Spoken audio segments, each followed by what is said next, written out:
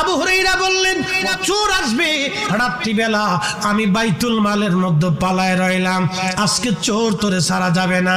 আমি পালাই রইছি, ঠিক এমন সময় দেখলাম ওই চোরটা আবার ধীরে ধীরে ধীরে ধীরে এসে বাইতুল মালের গমের মধ্যে হাত দিয়েছে গম চুরি করার জন্য। পিছন দিক থেকে জাপটে ধরে শক্ত করে ধরে বললাম, চোর আজকে আবার আসছিস, তোকে আজকে ছেড়ে দেব না, ধরে নিয়ে যাব, নবীর দরবারে তোকে নিয়ে যাব। কালকে একবার আমার বাহানা দিয়েছিস, আজকে তোরে ছাড়া যাবে না রে চোর, তুই আজকে আবার আসছিস।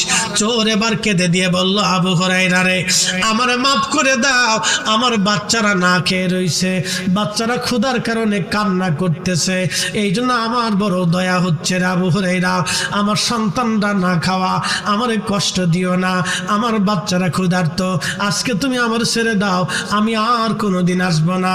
আবু হুরায়রা বললেন, ওই রাত্রিবেলাও আমার বড় মায়া লেগে গেল। প্রিয় উপস্থিতি, খুবই মনোযোগ দিয়ে শুনে রাখবেন।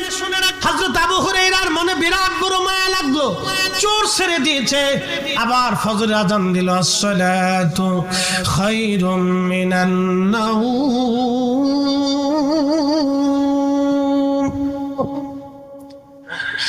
আযান পড়ার পরে সমস্ত সাহাবীরা মসজিদে নববীতে আল্লাহর হাবিবের পিছনে নামাজের জন্য চলে গেলেন।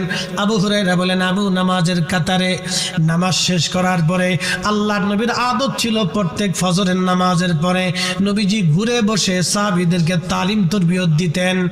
আল্লাহর নবী ঘুরে বসে জিজ্ঞাসা করলেন মুস্কি হাসি দিয়া, আবু হুরায়রা, রাতের চোর বাইতুল মালে আজকে কি বলছে?